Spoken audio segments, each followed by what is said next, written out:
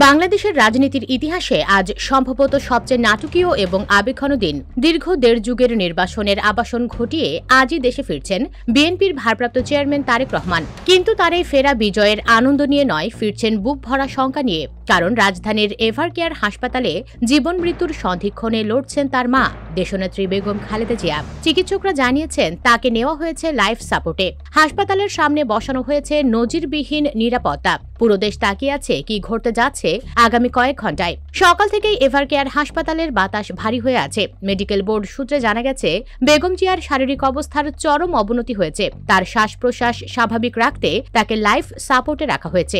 চিকিৎসকরা প্রাণপণ চেষ্টা চালিয়ে যাচ্ছেন, কিন্তু বয়স এবং নানা জটিল রোগের কারণে পরিস্থিতি এখন নিয়ন্ত্রণের বাইরে যাওয়ার উপক্রম। প্রিয় নেত্রীর এই সংকটাপন্ন অবস্থার খবর ছড়িয়ে পড়তেই হাসপাতাল প্রাঙ্গণে ভিড় করতে শুরু করেছেন হাজারো নেতাকর্মী। সবার চোখে জল, মুখে শুধু একটাই দোয়া, আল্লাহ আমাদের মাকে ফিরিয়ে দাও। মায়ের এই মুমূর্ষু অবস্থায় আর স্থির থাকতে পারেননি বড় ছেলে তারেক রহমান। বিশ্বস্ত সূত্রে জানা গেছে সব আইনি ও রাজনৈতিক ঝুঁকি উপেক্ষা করে আজই তিনি ঢাকার মাটিতে পা রাখছেন।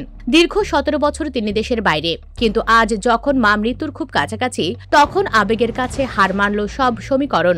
ধারণা করা হচ্ছে আজ বিকেলের মধ্যেই বা সন্ধ্যার বিশেষ ফ্লাইটে তিনি হযরত শাহজালাল আন্তর্জাতিক বিমানবন্দরে অবতরণ করবেন। দলের শীর্ষ নেতারা ইতিমধ্যেই বিমানবন্দর এলাকায় অবস্থান নিতে শুরু করেছেন। ছেলের হাতে হাত রেখে মা কি শেষ নিঃশ্বাস ত্যাগ করবেন, নাকি ছেলের স্পর্শে অলৌকিকভাবে ফিরে আসবেন বেগম জিয়া? এদিকে তারেক রহমানের আশা এবং বেগম জিয়ার অবস্থানকে কেন্দ্র করে এভারকেয়ার হাসপাতাল ও বিমানবন্দর এলাকায় নিরাপত্তা ব্যবস্থা নজিরবিহীনভাবে জোরদার করা হয়েছে। হাসপাতালের প্রধান ফটকে বসানো হয়েছে একাধিক চেকপোস্ট। সাধারণ মানুষ তো দূরের কথা, দলের সিনিয়র নেতাদেরও ভেতরে প্রবেশ করতে দেওয়া হচ্ছে না। আইনশৃঙ্খলা রক্ষাকারী বাহিনী সতর্ক অবস্থানে রয়েছে, যাতে আবেগের বশবর্তী হয়ে কেউ বিশৃঙ্খলা সৃষ্টি করতে না পারে। পুরো এলাকা যেন এক নিরাপত্তার চাদরে ঢাকা। এক থমথমে পরিস্থিতি বিরাজ করছে রাজধানী জুড়ে। পরবর্তী কয়েক ঘন্টা বাংলাদেশের জন্য অত্যন্ত গুরুত্বপূর্ণ। একদিকে জীবন মৃত্যুর লড়াইয়ে খালেদা জিয়া, অন্যদিকে ঐতিহাসিক প্রত্যাবর্তনে তারেক রহমান। আমরা প্রতি মুহূর্তের আপডেট আপনাদের জানাতে থাকব।